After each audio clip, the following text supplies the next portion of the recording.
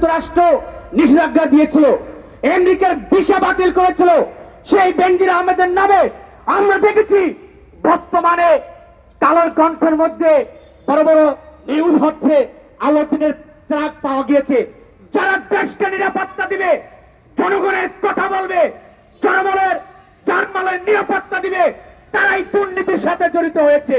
তাই এই গণঅধিকার সমাবেশ থেকে বলতে চাই, এই দুর্নীতি বন্ধ হবে না। দুর্নীতি বন্ধ করার জন্য দুর্নীতিবাদদেরকে যেখানেই পাবেন সেখানেই পেটে পিটাতে হবে, মুগুর দিয়ে পিটে ওই দুর্নীতিবাদদেরকে দুর্নীতি বন্ধ করতে হবে। এই অবৈধ সরকার দিয়ে দুর্নীতি বন্ধ হবে না। এই কারণে দুর্নীতি বন্ধ হবে না। প্রত্যেকটা দুর্নীতি নিরাপত্তা দিচ্ছে স্বয়ং শেখ হাসিনা।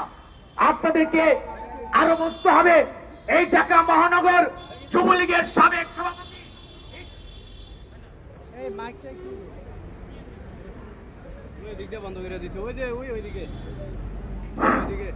যুবলীগের সাবেক সভাপতি ইসমাইল চৌধুরী সম্রাট 222 কোটি টাকা দুর্নীতি করেছে। সেই ইসমাইল চৌধুরী সম্রাটের বিচার কর্তৃক এই বাংলাদেশে হয় নাই। কেন বিচার হয় নাই? কারণ প্রত্যেকটা দুর্নীতিকে সেন্টার দিচ্ছে স্বয়ং প্রধানমন্ত্রী। কারণ তার তো ক্ষমতায় টিকে থাকতে হবে। যদি দুর্নীতিবাদদেরকে ধরতে হয় তাহলে তো শেখ হাসিনার ক্ষমতা টিকে থাকবে না।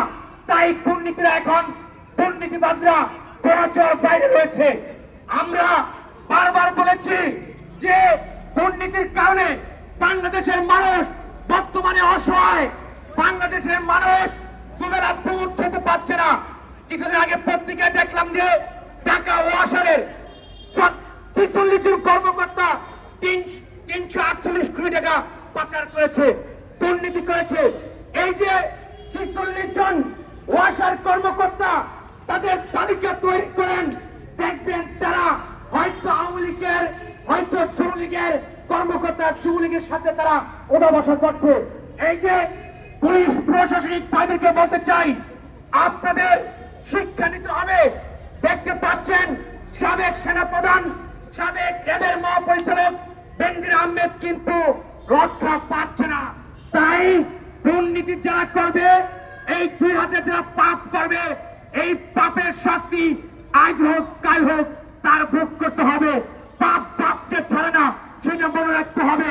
তাই আমরা বলেছি, যদি দেশের মানুষের ন্যায্য অধিকার প্রতিষ্ঠিত করতে গিয়ে আমাদের যদি জীবন দিতে হয়, আমরা জীবন দেওয়ার জন্য প্রস্তুত আছি। কোন হামলা মামলা ভয়ভীতি থেকে বিভিন্ন সৈনিকদেরকে রাজপথ থেকে বিতাড়িত করতে পারবে না। তাই এদেশের মানুষদেরকে বলতে চাই, আপনাদের আওয়াজ তুলতে হবে। কারণ যারা আছে, চেয়ারের মধ্যে বসে আছে, উঁচু থেকে নিচু সবাই দুর্নীতির সাথে জড়িত। এই দুর্নীতিবাদদেরকে ধরে সাহায্য করতে হবে। কারণ যদি এই দুর্নীতিবাদদের সাহায্য আমরা না করতে পারি, আমরা আপনারা কেউ কিন্তু এই দুর্নীতির হাত থেকে বাঁচতে পারবো না। অথচ এই দেশকে বাঁচাতে হবে।